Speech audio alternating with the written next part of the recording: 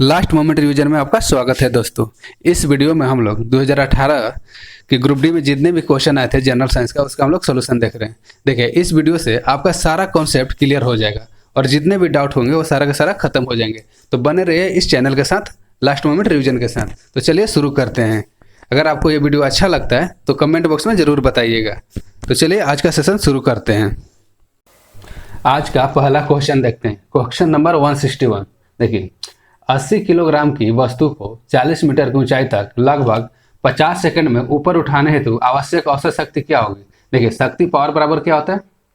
देखिए, पावर बराबर क्या होता है, कार्य करने की दर को शक्ति कहते हैं, पावर बाई W/T। देखिए, यहाँ पर वर्क कितना हो रहा है, यहाँ पर वर्क कितना हो जाएगा, mgh हो जाएगा।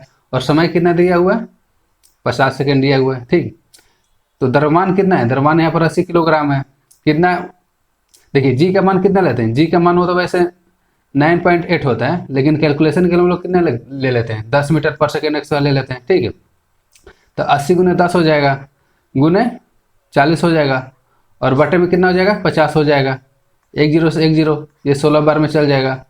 इसका आंसर कितना आ जाएगा, 640 जूल पर सेकेंड। ठीक, नेक्स्ट क्वेश्चन देखते हैं। देखिए, इक्का एल्युमिनियम को आधुनिक आवर्त सारणी में किस धातु के रूप में नामित किया गया है। देखिए, ये क्वेश्चन कहाँ से पूछा गया है, ये क्वेश्चन है आवर्त सारणी से। ठीक, आवर्त सारणी से। इसका सही आंसर क्या होगा, देखिए 162 का सही आंसर होगा गैलियम। देखिए, आवर्त सारणी सर्वप्रथम कौन बनाया था, आवर्त सारणी का जनक किसे कहा जाता है, मेंडलीव को किया जाता है। देखिए, जब मेंडलीव ने आवर्त सारणी बनाया था तो कुछ तत्वों को ऐसे ही छोड़ दिया था, कुछ तत्वों के लिए खाली स्थान छोड़ दिया था, ताकि बाद में अगर वो तत्वों को खोजा जाए तो उनके स्थान पर उनका नाम रखा जाए। देखिए, जैसे कि मेंडलीव के आवर्त सारणी के अनुसार उन्होंने कुछ तत्वों को छोड़ दिया था। जैसे कि यहाँ पर आता है एक इक्का बोरॉन आता है। ठीक, इक्का बोरॉन आता है, इक्का एल्युमिनियम आता है, इक्का एल्युमिनियम आता है जो क्वेश्चन में है, और एक तो छोड़े थे इक्का सिलिकॉन, इक्का सिलिकॉन। देखिए, इक्का बोरॉन के स्थान पर अभी आधुनिक आवर्त सारणी में कौन सा तत्व को रखा गया है, यहाँ पर रखा गया है स्कैंडियम। कौन सा, स्कैंडियम को रखा गया है। इक्का एल्युमिनियम की जगह पर गैलियम को रखा गया है, और इक्का सिलिकॉन की जगह पर जर्मेनियम को रखा गया है, जर्मेनियम को रखा गया है। ठीक है, देखिए जर्मेनियम किसका स्थान पर है, इक्का सिलिकॉन, इक्का सिलिकॉन की जगह पर है। स्कैंडियम किसके जगह पर है, देखिए स्कैंडियम जो है इक्का बोरॉन के जगह पर है, इक्का बोरॉन के जगह पर है। देखिए, ग्रुप डी का आप आगे का क्वेश्चन मारिएगा तो सारा का सारा क्वेश्चन आपको मिल जाएगा। नेक्स्ट क्वेश्चन देखते हैं। एक वस्तु पर 60 न्यूटन का बल आरोपित होता है और वस्तु 4 मीटर विस्थापित होता है, तो किया गया कार्य क्या होगा। देखिए, कार्य का सिंपल फॉर्मूला क्या होता है, बल गुने विस्थापन होता है। इसका क्या हो जाएगा, बल कितना है, 60 न्यूटन है, विस्थापन कितना है, 4 मीटर है। इसका सही आंसर क्या होगा, 240 जूल हो जाएगा। कार्य का ऐसा ही मात्रा, इसका सही आंसर क्या हो जाएगा, 240 जूल। नेक्स्ट क्वेश्चन देखते हैं। देखिए, प्रोटीन को जानकारी प्राप्त करने वाले डीएनए के भाग को क्या कहा जाता है। देखिए, जो डीएनए का भाग जिसमें प्रोटीन की जानकारी रहता है उसको क्या बोला जाता है, जीन। जीन शब्द का सर्वप्रथम खोज किसने किया था, जोहानसन ने। किसने किया था, जोहानसन ने किया था। और ये कब किए थे, 1909 में। देखिए, क्वेश्चन ये भी पूछता है, जीन शब्द के लिए मेंडलीव ने किस शब्द का उपयोग किया था, मेंडलीव ने किस शब्द का उपयोग किया था। देखिए, जब मेंडलीव अपने आनुवंशिकता इकाई पर शोध कर रहे थे, उन्होंने जीन शब्द के लिए कारक शब्द का यूज किया था, कारक यानी फैक्टर, कारक यानी फैक्टर शब्द का यूज किया था। नेक्स्ट क्वेश्चन देखते हैं। देखिए, भारत का कौन सा शहर है जिसने अपने यहाँ के वाहनों पर उनमें द्वारा उपयोग किए जाने वाले ईंधन के आधार पर रंगीन होलोग्राम युक्त स्टिकर चिपकाने की व्यवस्था की है। इसका सही आंसर होगा डी, दिल्ली। नेक्स्ट क्वेश्चन देखते हैं। स्थितिज ऊर्जा किसके बराबर होता है, तो स्थितिज ऊर्जा किसके बराबर होता है, पोटेंशियल एनर्जी mgh के बराबर होता है। काइनेटिक एनर्जी किसके बराबर होता है, हाफ mvx²। देखिए, क्वेश्चन ये भी पूछता है कि mg स्थितिज ऊर्जा और गतिज ऊर्जा को क्या कहा जाता है, स्थितिज ऊर्जा प्लस गतिज ऊर्जा को क्या कहा जाता है। देखिए, जो स्थितिज ऊर्जा और गतिज ऊर्जा को एक साथ क्या बोला जाता है, यांत्रिक ऊर्जा। क्या बोला जाता है, यांत्रिक ऊर्जा बोला जाता है। नेक्स्ट क्वेश्चन देखते हैं। देखिए, कालाजार के लिए उत्तरदायी जीवों की उत्पत्ति का कारण क्या है। देखिए, इसका सही आंसर क्या होगा, अधोमुखी युग्मक विखंडन। देखिए, क्वेश्चन ये भी पूछता है जो काला जार है वो किसके द्वारा होता है। देखिए जो काला जार होता है वो प्रोटोजोआ द्वारा होता है। किसके द्वारा होता है? प्रोटोजोआ। अगर प्रोटोजोआ का स्पेसिफिक नाम पूछ दे तो कौन सा प्रोटोजोआ? लेसमेनिया प्रोटोजोआ द्वारा होता है। देखिए 168 नंबर क्वेश्चन, ऊर्जा उत्पादन के दौरान जब हमारी मांसपेशियां की कोशिकाओं में ऑक्सीजन की कमी हो जाती है तो 6 कार्बन अणु कितने कार्बन अणु में परिवर्तित हो जाता है? देखिए इसका सही आंसर क्या होगा? 3। देखिए क्वेश्चन ये भी पूछता है जब हमारे मांसपेशियों की कोशिकाओं में ऑक्सीजन की कमी हो जाती है तो कौन सा अम्ल का निर्माण होता है? इसका सही आंसर क्या होगा? लैक्टिक अम्ल का निर्माण होता है। ठीक, देखिए इससे संबंधित कुछ हम लोग फैक्टर देख लेते हैं। देखिए यहाँ पर क्या कह रहा है? ऑक्सीजन की कमी और 6 कार्बन परमाणु। देखिए ये जो क्वेश्चन पूछा हुआ है ये ऑक्सीजन से पूछा हुआ है। देखिए यहाँ पर ग्लूकोज होता है। क्या होता है? ग्लूकोज होता है। ठीक है, ग्लूकोज में कितने कार्बन के परमाणु होते हैं? ग्लूकोज में 6 कार्बन के अणु होते हैं। ठीक, 6 कार्बन के अणु होते हैं। देखिए इनका विखंडन किस में होता है? पाइरूवेट अम्ल में होता है। पाइरूवेट अम्ल में होता है। और ये कहाँ पर होता है? कोशिका द्रव में होता है। कहाँ पर होता है? कोशिका द्रव्य में होता है। देखिए जो पाइरूवेट का विखंडन होता है ये 3 तरह से होता है। पहला होता है ऑक्सीजन की अनुपस्थिति में। ऑक्सीजन की अनुपस्थिति में होता है। देखिए जो ऑक्सीजन की अनुपस्थिति में होता है उसको क्या बोला जाता है? अनऑक्सी श्वसन बोला जाता है। क्या बोला जाता है? अनऑक्सी श्वसन बोला जाता है। देखिए ये किस में होता है? ये अधिकतर ईस्ट में होता है। ये अधिकतर कहाँ होता है? ईस्ट में होता है। और इसके निर्माण में क्या बनता है? देखिए यहाँ पर क्या बनता है? इथेनॉल बनता है प्लस कार्बन डाइऑक्साइड बनता है। और क्या बनता है? प्लस में ऊर्जा बनता है। ठीक, यहाँ पर ऊर्जा बनता है और कार्बन के 2 अणु बनते हैं। ठीक है, 2 अणु कार्बन के बनते हैं। देखिए ये अगर यही सेम चीज़ ऑक्सीजन की उपस्थिति में हो, देखिए अगर यही सेम चीज़ ऑक्सीजन की उपस्थिति में होता है तो उसको क्या बोला जाता है? ऑक्सीश्वसन बोला जाता है। क्या बोला जाता है? ऑक्सीश्वसन बोला जाता है। और ये कहाँ स्थित होता है? ये होता है माइटोकॉन्ड्रिया में। कहाँ होता है? माइटोकॉन्ड्रिया में होता है। आई होप आपको ये क्लियर हो गया होगा। ठीक, नेक्स्ट क्वेश्चन देखते हैं। गांधी सागर बांध किस राज्य में स्थित है? तो गांधी सागर बांध किस राज्य में स्थित है? मध्य प्रदेश में स्थित है। मध्य प्रदेश की राजधानी क्या है? मध्य प्रदेश की राजधानी आपका भोपाल है। मध्य प्रदेश के अभी राज्यपाल कौन है? आनंदीबेन पटेल। और यहाँ के सीएम कौन है? सीएम हो जाएंगे शिवराज सिंह चौहान। नेक्स्ट क्वेश्चन देखते हैं 170 नंबर। यदि 10 न्यूटन और 5 न्यूटन के 2 बल एक वस्तु पर एक ही दिशा में लगाए जाते हैं तो वस्तु का कार्यरत कुल बल कितना होगा? ये सिंपल है, 15 न्यूटन होगा। नेक्स्ट क्वेश्चन देखते हैं। देखिए दंत चिकित्सक अवतल दर्पण का उपयोग करते हैं क्योंकि इस पर निर्मित प्रतिबिंब कैसा होता है? इसका सही आंसर क्या होगा? 171 का बी होगा, आभासी एवं बड़ा होगा। ठीक, देखिए अवतल दर्पण को और क्या बोला जाता है? अवतल दर्पण को और ही अभिसारी दर्पण बोला जाता है। क्या बोला जाता है? अभिसारी दर्पण बोला जाता है। अभिसारी दर्पण मतलब क्या हुआ? कन्वर्जिंग मिरर बोला जाता है। देखिए अवतल दर्पण का उपयोग और कहाँ कहाँ होता है? तो देखिए अवतल दर्पण का उपयोग गाड़ी के हेडलाइट में होता है। कहाँ होता है? गाड़ी के हेडलाइट में होता है। और कहाँ होता है? सर्च लाइट में होता है। और कहाँ होता है? सर्च लाइट में होता है। दाढ़ी बनाने वाले अवतल में भी होता है। दाढ़ी बनाने वाले दर्पण में भी होता है। और किसके द्वारा होता है? देखिए आँख, कान और जो नाक के डॉक्टर होते हैं उनके द्वारा भी किस दर्पण का प्रयोग किया जाता है? अवतल दर्पण का प्रयोग किया जाता है। तो देखिए अवतल दर्पण का प्रयोग क्यों किया जाता है? क्योंकि उनमें बना प्रतिबिंब आभासी और बड़ा होता है। ठीक, अवतल दर्पण को और कौन सा दर्पण बोला जाता है? अवतल दर्पण को और ही अभिसारी दर्पण बोला जाता है। इसका प्रयोग और कहाँ कहाँ होता है? गाड़ी के हेडलाइट में होता है, सर्च लाइट में होता है, दाढ़ी बनाने वाले दर्पण में होता है तथा आँख, कान और नाक के डॉक्टर द्वारा किया जाता है। नेक्स्ट क्वेश्चन देखते हैं 172 नंबर। देखिए सोडियम से क्लोरीन को जाने पर परमाणु का आकार क्या होता है? घटता है, बढ़ता है या समान रहता है? देखिए यहाँ पर जब भी, देखिए ये वर्ग हो गया और ये आवर्त हो गया। ठीक है, देखिए जब भी आवर्त में बाएं से हम लोग दाएं चलते हैं तो बाएं से दाएं चलने पर परमाणु का आकार क्या होता है? घटता है। परमाणु का आकार क्या होता है? घटता है। अगर यहीं हम लोग ऊपर से यदि नीचे आते हैं तो क्या होता है? परमाणु का आकार बढ़ता है।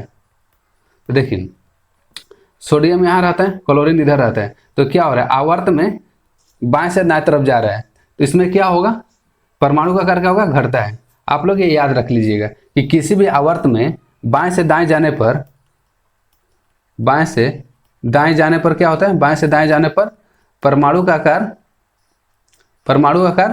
घटता है। ठीक है, नेक्स्ट क्वेश्चन देखते हैं 123 नंबर।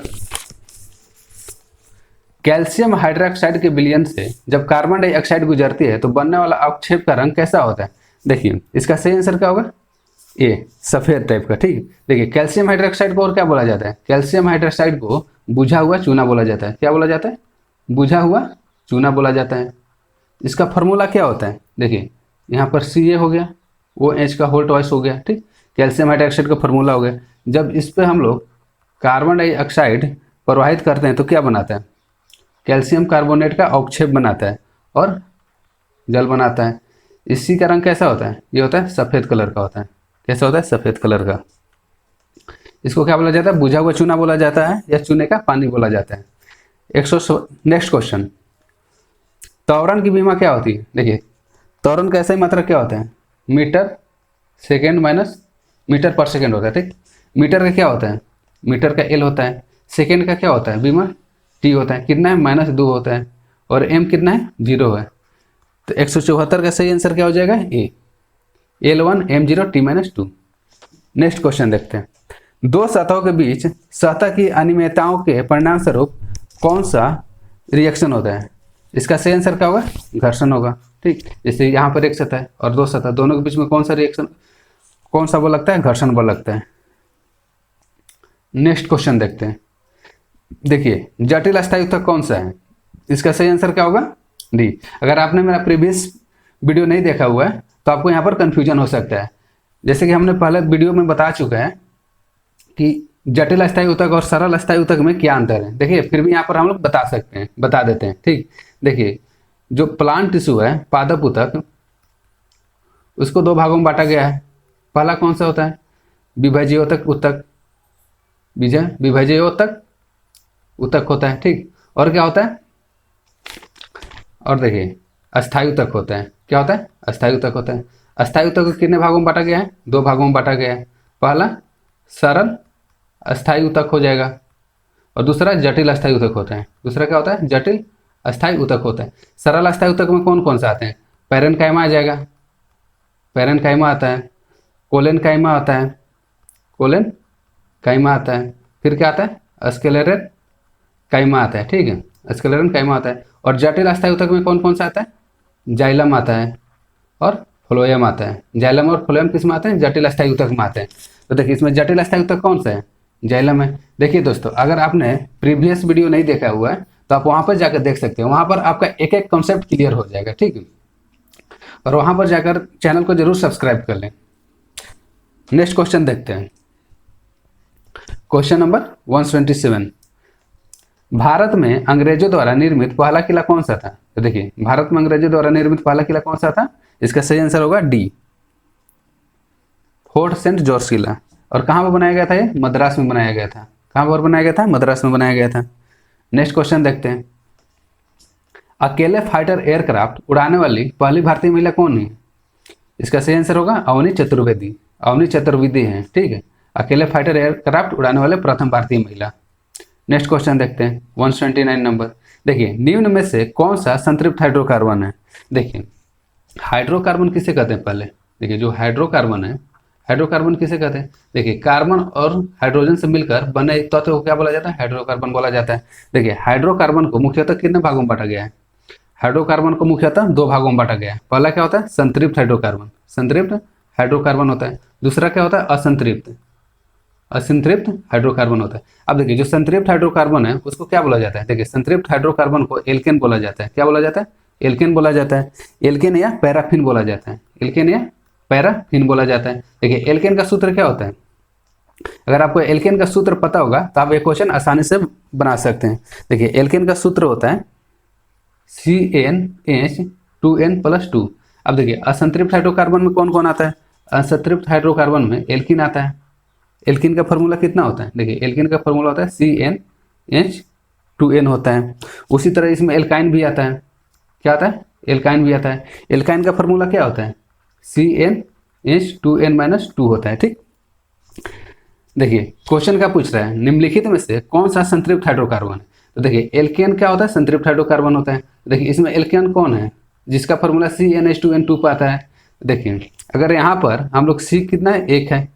ठीक, तो एक यहाँ पर C है, अगर n का मान यहाँ पर 1 है तो एल्केन का फॉर्मूला पर मान रखने पर कितना आ जाएगा? यहाँ पर C1 हो जाएगा। H कितना होगा? 2 × 1 + 2, तो CH4 हो जाएगा। ये तो ऑप्शन में है नहीं। दूसरा देखते हैं C2। ठीक, H 2 × 2 + 2, तो C2H6। इसका सही आंसर क्या हो जाएगा? डी। ये 179 का सही आंसर क्या होगा? डी हो जाएगा। देखिए हाइड्रोकार्बन के बारे में आप लोग और थोड़ा जान लीजिए। देखिए हाइड्रोकार्बन किसे बोलते हैं? हाइड्रोजन और कार्बन से मिलने वाले यौगिक से क्या बोलते हैं? हाइड्रोकार्बन बोला जाता है। हाइड्रोकार्बन को कितने भागों में बांटा गया है? देखिए हाइड्रोकार्बन को मुख्यतः 2 भागों में बांटा गया है। पहला संतृप्त हाइड्रोकार्बन, दूसरा असंतृप्त हाइड्रोकार्बन।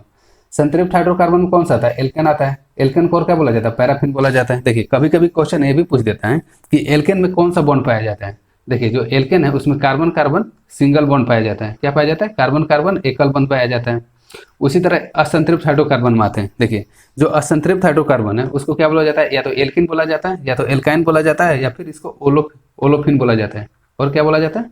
ओलोफिन बोला जाता है। देखिए एल्किन में कौन सा बॉन्ड पाया जाता है? देखिए जो एल्किन है उसमें कार्बन कार्बन डबल बॉन्ड पाया जाता है। कार्बन कार्बन कौन सा पाया जाता है? डबल बॉन्ड पाया जाता है। वहीं अगर एल्काइन की बात करें तो एल्काइन में क्या पाया जाता है?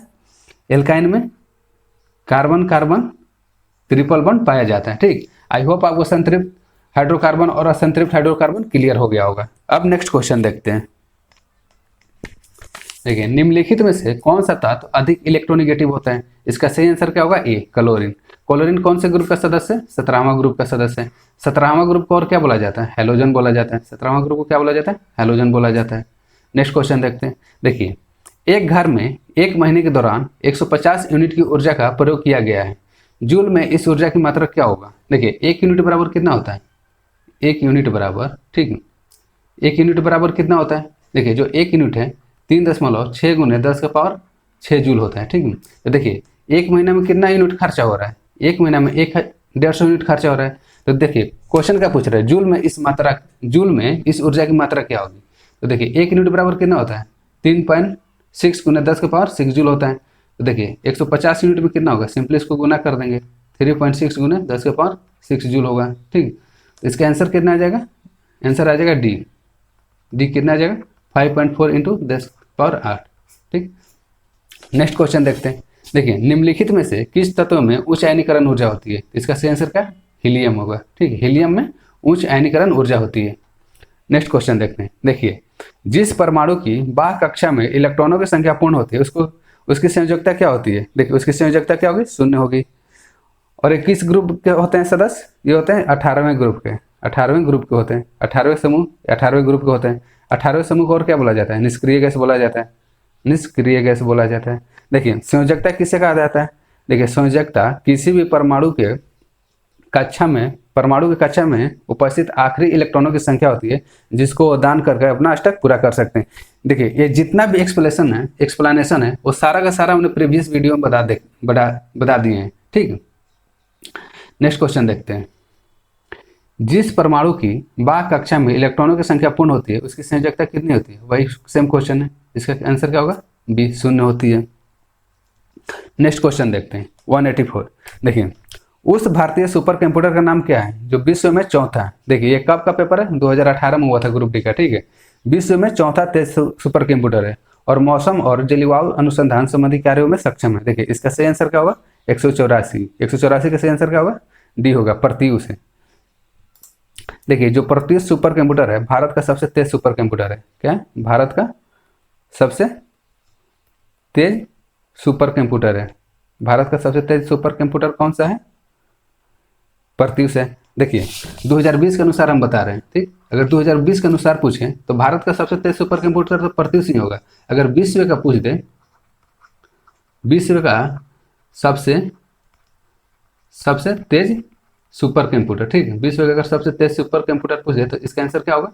देखिए 22 जून 2020 के अनुसार, कब से अनुसार? 22 जून 2020 के अनुसार विश्व का सबसे तेज सुपर कंप्यूटर कौन है? देखिए वो है फुगाकू। कौन है? फुगाकू। और कहाँ का है? जापान का है। कहाँ का है? जापान का है, ठीक है। अब देखिए नेक्स्ट क्वेश्चन देखते हैं 185। देखिए नीति आयोग के पदेन अध्यक्ष के रूप में कौन कार्य करता है? तो देखिए नीति आयोग के पदेन अध्यक्ष के रूप में कौन कार्य करता है? भारत के प्रधानमंत्री। तभी इनके जो नीति आयोग है उसके पदेन अध्यक्ष कौन है? नरेंद्र मोदी। कौन है? नरेंद्र मोदी, ठीक है, नरेंद्र मोदी। देखिए जो नीति आयोग है, नीति का फुल फॉर्म क्या होता है? NITI। नीति का फुल फॉर्म क्या होता है? देखिए जो नीति है उसका फुल फॉर्म होता है national institution for transforming India. क्या होता है? नेशनल इंस्टीट्यूशन, ठीक है, national institution for transforming India. Transforming India होता है इसका फुल फॉर्म। कभी कभी इसका फुल फॉर्म भी पूछ देता है। देखिए क्वेश्चन ये भी आता है कि नीति आयोग की स्थापना कब हुई थी? इसका स्थापना कब हुआ था नीति आयोग की स्थापना? देखिए नीति आयोग की स्थापना 1 जनवरी 2015 को हुआ था, ठीक। देखिए इससे रिलेटेड और क्वेश्चन देख लेते हैं। क्वेश्चन ये भी पूछता है कि नीति आयोग के पहले उपाध्यक्ष कौन थे? नीति आयोग के पहले उपाध्यक्ष, ठीक है। तो नीति आयोग के पहले उपाध्यक्ष कौन थे? अरविंद पनगड़िया। कौन थे? अरविंद पनगड़िया, ठीक, अरविंद पनगड़िया थे पहले उपाध्यक्ष। वर्तमान में इनके उपाध्यक्ष कौन है? वर्तमान उपाध्यक्ष कौन है इनके? देखिए वर्तमान उपाध्यक्ष कौन है? राजीव कुमार। वर्तमान उपाध्यक्ष कौन है? राजीव कुमार है, ठीक है। अगर इनका CEO पूछ ले, नीति आयोग के CEO कौन है? तो नीति आयोग के CEO कौन है? अमिताभ कांत है। देखिए नीति आयोग से आपको कम से कम इतना रिलेटेड क्वेश्चन याद रहना चाहिए। नीति आयोग का फुल फॉर्म क्या होता है? National institution for transforming India होता है। नीति आयोग की स्थापना कब हुआ था? 1 जनवरी 2015 को हुआ था। इसके पहले उपाध्यक्ष कौन थे? अरविंद पनगड़िया थे। वर्तमान में इसका अध्यक्ष कौन है? राजीव कुमार है। और CEO कौन है? अमिताभ कांत है, ठीक। आई होप इतना आपको समझ में आया होगा। नेक्स्ट क्वेश्चन देखते हैं।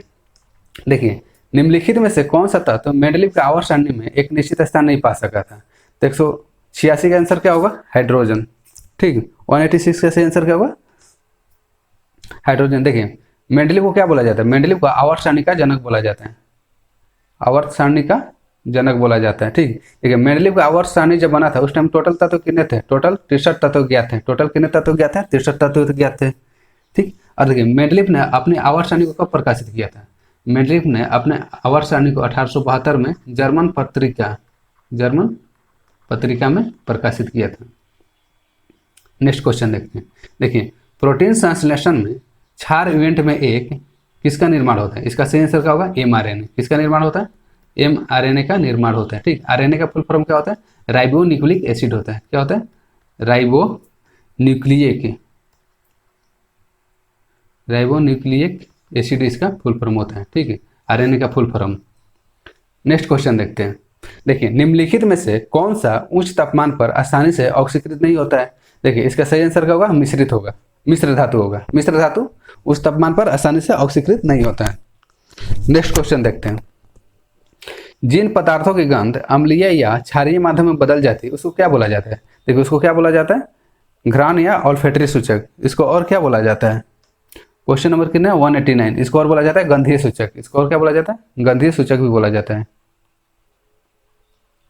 नेक्स्ट क्वेश्चन देखते हैं। निम्नलिखित में से कौन सा एक सरल अस्थायी ऊतक नहीं है? तो सरल अस्थायी ऊतक कौन नहीं है? जाइलम नहीं होता है। जाइलम क्या होता है? जटिल अस्थायी ऊतक होता है, ठीक, जटिल अस्थायी ऊतक होता है। देखिए जितना भी क्वेश्चन आ रहा है ना, सारा का सारा रिपीटेड क्वेश्चन आ रहा है। इसीलिए हम कह रहे हैं अगर आपने शुरू का 2-3 वीडियो नहीं देखा हुआ है तो आप वहां पर जाकर जरूर देख लें, क्योंकि सारा का सारा क्वेश्चन का आपको वहां पर कॉन्सेप्ट मिल जाएगा। नेक्स्ट क्वेश्चन देखते हैं। एक वस्तु अपनी स्थिर अवस्था से चलना आरंभ करती है या 2 सेकंड में 5 मीटर पर सेकंड की गति प्राप्त करती है। इसका त्वरण क्या होगा? देखिए त्वरण बराबर क्या होता है? वेग में परिवर्तन के दर को क्या बोला जाता है? त्वरण बोला जाता है। तो देखिए इसका अंतिम वेग कितना है? 5 मीटर पर सेकंड है। ए बराबर कितना होगा? 5 मीटर। प्रारंभिक वेग कितना है? 0 है। और टी बराबर क्या है? 2 सेकंड है। तो ए बराबर कितना होगा? 5/2 यानी कि 2.5। अब देखिए 2.5 क्या metre per second square. 2.5 metre पर सेकेंड स्क्वायर इसका सही आंसर होगा। नेक्स्ट क्वेश्चन देखते हैं। देखिए, व्हिटकर द्वारा प्रतिपादित 5 किंगडम क्लासिफिकेशन में निम्न में से कौन सा समूह शामिल नहीं था।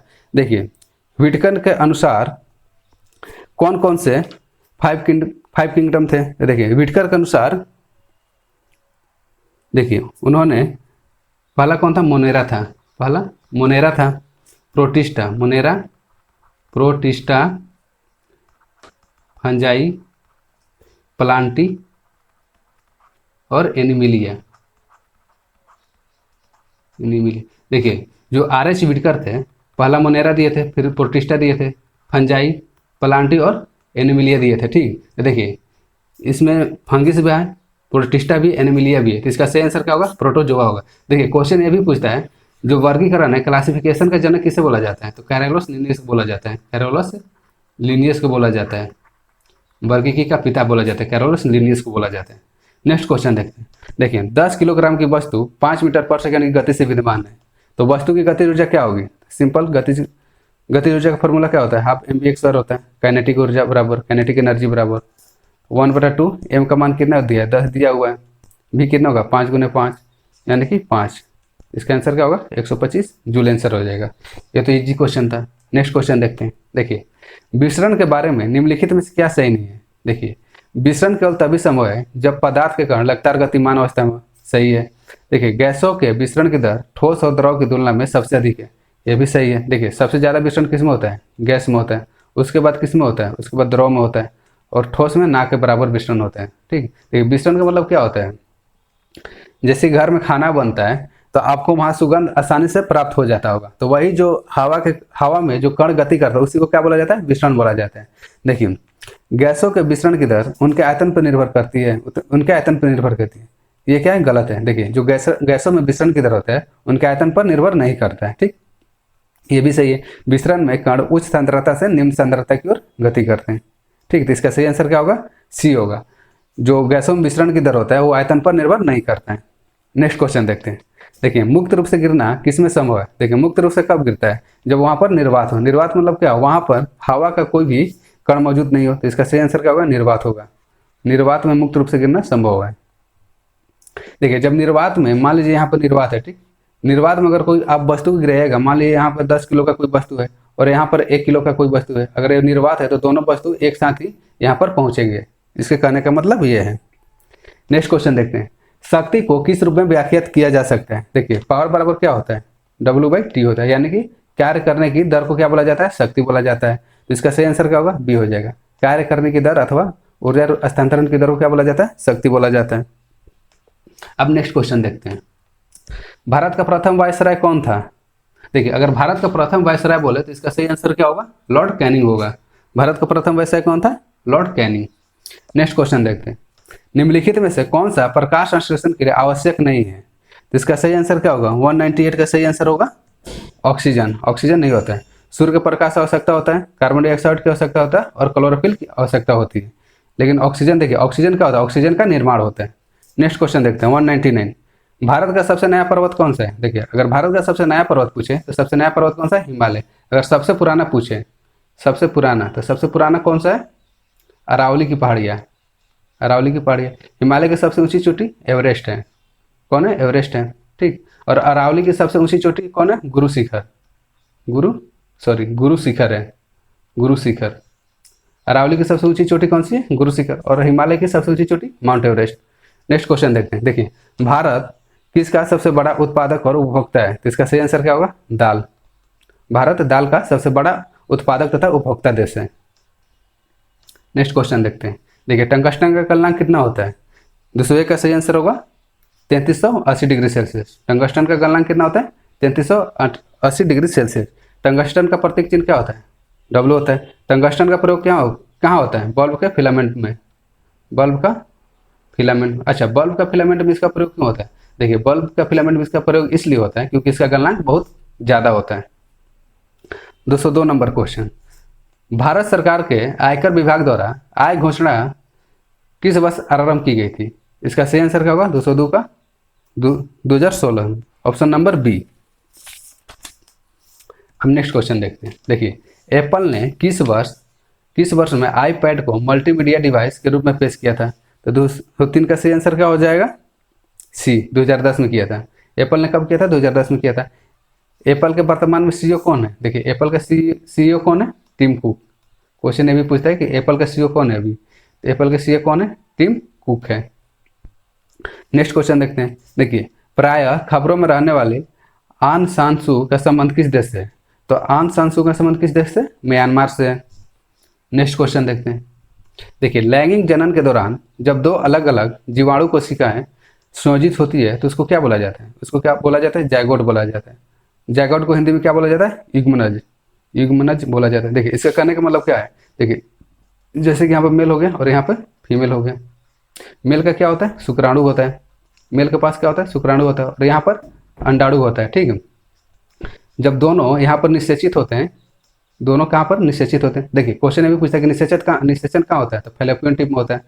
फैलोपियन ट्यूब में होता है। कहाँ पर होता है? फैलोपियन ट्यूब में। जब निषेचित हो जाते हैं तो यहाँ पर किसका निर्माण करते हैं? जायगोट का निर्माण करते हैं। ठीक है, और जायगोट को क्या बोला जाता है? युग्मनज बोला जाता है। नेक्स्ट क्वेश्चन देखते हैं। देखिए विश्व बैंक का मुख्यालय कहाँ स्थित है? तो देखिए विश्व बैंक का मुख्यालय कहाँ स्थित है? यूएसए में। यूएसए में कहाँ? Washington DC. वाशिंगटन डीसी में है। ठीक, विश्व बैंक का मुख्यालय कहाँ है? यूएसए में। यूएसए में कहाँ पर? वाशिंगटन डीसी में। नेक्स्ट क्वेश्चन देखते हैं 207। देखिए जब एक धातु पानी के साथ अभिक्रिया करती है तो कौन सी गैस निकलती है? देखिए जब भी कोई धातु, यहाँ पर धातु है, ठीक, अगर जल के साथ अभिक्रिया करता है तो क्या बनाता है? सबसे पहले तो धात्विक ऑक्साइड बनाता है। धात्विक ऑक्साइड बनाता है। और कौन सा गैस निकलता है? यहाँ पर हाइड्रोजन गैस निकलता है और हाइड्रोजन गैस मुक्त करता है। ठीक, इसका सही आंसर क्या होगा? हाइड्रोजन। देखिए कभी कभी ये भी क्वेश्चन पूछता है कि जो धातु का ऑक्साइड होता है वो कैसा होता है, उसकी प्रकृति। तो देखिए जो धातु का ऑक्साइड होता है वो कैसा होता है? क्षारीय होता है। किस तरह का होता है? क्षारीय होता है। ये भी क्वेश्चन पूछा हुआ है ग्रुप डी में, जो आपको आगे मिलेगा। नेक्स्ट क्वेश्चन देखते हैं। बल और विस्थापन के गुणनफल को क्या बोला जाता है? तो देखिए एफ इंटू एस बराबर क्या होता है? वर्क होता है। तो इसका सही आंसर क्या होगा? कार्य। इसका सही आंसर क्या होगा? कार्य होगा। नेक्स्ट क्वेश्चन देखते हैं। देखिए भारतीय संविधान के अनुसार संविधान संशोधन विधेयक संसद के किस सदन में पारित होता है? देखिए इसका उस सदन में भी होता है, निचला सदन में होता है। तो इसका सही आंसर क्या होगा? सी, दोनों, ऊपरी सदन और निचली सदन। ऊपरी सदन को क्या बोला जाता है? ऊपरी सदन को राज्यसभा बोला जाता है। ठीक, और निचली सदन को क्या बोला जाता है? लोकसभा बोला जाता है। देखिए संविधान संशोधन किस अनुच्छेद में? क्वेश्चन अगर ये पूछ दे कि संविधान संशोधन किस अनुच्छेद में, तो अनुच्छेद 368 में। ठीक, अगर क्वेश्चन ये पूछ दे कि संविधान संशोधन किस भाग में, तो भाग 20 में। भाग किसमें? भाग 20 में। और संविधान संशोधन की प्रक्रिया किस देश से लिया गया है? देखिए जो संविधान संशोधन है उसका प्रक्रिया कहाँ से लिया गया है? साउथ अफ्रीका से। कहाँ से लिया गया है? दक्षिण अफ्रीका से लिया गया है। ठीक, तो आपको संविधान संशोधन से इतना टर्म याद रहना चाहिए। नेक्स्ट क्वेश्चन देखते हैं। देखिए उस प्रक्रिया का क्या नाम है जिसके द्वारा कोई वस्तु, कोई धातु अपने आसपास उपस्थित नमी, एसिड अथवा इत्यादि द्वारा प्रभावित हो जाता है? तो इसका सही आंसर क्या होगा? संक्षारण होगा। क्या होगा? संक्षारण होगा।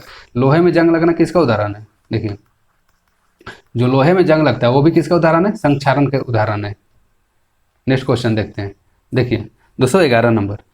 ऐसे पूर्व खिलाड़ी जिन्होंने बीते वर्षों में खेलों में देशों के लिए गौरवपूर्ण प्रदर्शन किया है परंतु वर्तमान में गरीबी की स्थिति में जीवन व्यतीत कर रहे हैं, उनकी सहायता के लिए कब 1982 में किसकी स्थापना की गई थी? 211 का सही आंसर होगा सी, खिलाड़ियों के लिए राष्ट्रीय कल्याण निधि। किसकी स्थापना किया गया था? खिलाड़ियों के लिए राष्ट्रीय कल्याण निधि। नेक्स्ट क्वेश्चन देखते हैं 212 नंबर। देखिए निम्नलिखित में से धातुओं में से कौन सी कक्षीय तापमान पर द्रवावस्था में रहता है? इसका सही आंसर क्या होगा? पारा। अगर वही अधातु पूछता है तो ब्रोमीन क्या होता है? अधातु होता है। और किस अवस्था में रहता है? द्रव अवस्था में रहता है। तो द्रव अवस्था में कौन रहता है? अधातु, ब्रोमीन रहता है। अगर वही धातु पूछे तो कौन रहता है? पारा रहता है। नेक्स्ट क्वेश्चन देखते हैं 213 नंबर। देखिए 75वें गोल्डन अवार्ड्स में निम्नलिखित में से किसे सेसिल वी डेमिल पुरस्कार से सम्मानित किया गया? इसका सही आंसर क्या होगा? Opera Winfrey. नेक्स्ट क्वेश्चन देखते हैं। देखिए भारतीय फिल्म निर्देशक गुरुदत्त का वास्तविक नाम क्या है? देखिए जो गुरुदत्त का वास्तविक नाम क्या है? बसंत कुमार शिवशंकर पादुकोण। ठीक, ये अधिकतर साउथ फिल्म बनाते हैं, अधिकतर साउथ फिल्म बनाते हैं। ठीक, नेक्स्ट क्वेश्चन देखते हैं 215। देखिए जालियांवाला बाग सामूहिक हत्याकांड कब हुआ था? 1919 में हुआ था। कब हुआ था? 13 अप्रैल को हुआ था। कब हुआ था? 13 अप्रैल को हुआ था। और देखिए जो जालियांवाला बाग है उसमें गोली चलाने का आदेश कौन दिया था? गोली चलाने का आदेश, अगर क्वेश्चन ने पूछा कि गोली चलाने का आदेश कौन दिया था, तो गोली चलाने का आदेश कौन दिया था? General O Dyer. कौन दिया था? जनरल ओ डायर ने दिया था। ठीक, देखिए कभी कभी क्वेश्चन ये भी पूछता था कि जो जालियांवाला बाग हत्याकांड हुआ था उसमें भारत का गवर्नर जनरल कौन था? भारत का गवर्नर जनरल कौन था? तो इसका आंसर क्या होगा? Lord Chelmsford. कौन थे? लॉर्ड चेम्सफोर्ड थे। ठीक है, नेक्स्ट क्वेश्चन देखते हैं। देखिए ऑक्टेस का न्यूलैंड सिद्धांत कहाँ तक लागू होता था? इसका सही आंसर क्या होगा? कैल्शियम। देखिए क्वेश्चन ये भी पूछता है कि जो न्यूलैंड्स का अष्टक नियम था, देखिए न्यूलैंड्स का अष्टक नियम, ठीक है, न्यूलैंड का अष्टक नियम कहाँ तक लागू होता था? कैल्शियम तक था। देखिए न्यूलैंड्स का अष्टक नियम के अनुसार जब न्यूलैंड्स अपना नियम दिए थे उसमें टोटल तत्व कितना ज्ञात थे? उसमें टोटल तत्व 56 ज्ञात थे। टोटल कितने तत्व थे? 56 थे। देखिए क्वेश्चन ये भी पूछता है कि 56वां तत्व, 56वां तत्व या आखिरी तत्व कौन सा था? या आखिरी तत्व कौन सा था? तो आखिरी तत्व कौन सा था? आखिरी धातु हो जाएगा थोरियम। आखिरी तत्व कौन सा था? थोरियम था। अगर यही प्रथम तत्व पूछ ले कि न्यूलैंड्स का अष्टक नियम के अनुसार प्रथम तत्व कौन था, तो देखिए प्रथम तत्व कौन था? हाइड्रोजन था। आखिरी तत्व कौन सा? थोरियम था। और कहाँ तक लागू था? यह कैल्शियम तक ही लागू था। कहाँ तक लागू था? यह कैल्शियम तक ही लागू होता है। नेक्स्ट क्वेश्चन देखते हैं। द्रव्यमान जिसका 400 किलोग्राम भार है कि बंदूक के समय की गणना करें जब इसके प्रतिघात का वेग कितना होता है? तो देखिए समय पी बराबर क्या होता है? एम इंटू वी होता है। ठीक, तो 400 इंटू 0.25। ठीक, इसका सही आंसर क्या होगा? देखिए सब में सही दिया हुआ, लेकिन हमको किससे पकड़ना है? ऐसा ही मात्रक से दिया हुआ। तो क्या होता है? एम और वी होता है। एम का क्या होता है? केजी होता है। वी का क्या होता है? Metre second. इसका सही आंसर क्या होगा? Metre second minus 1। इसका सही आंसर क्या होगा? B, 100 metre, 100 kg metre per second. Next question देखते हैं। दक्षिण एशियाई खेल ए से एसी का गठन किस वर्ष हुआ था? तो इसका सही आंसर क्या होगा? 1983।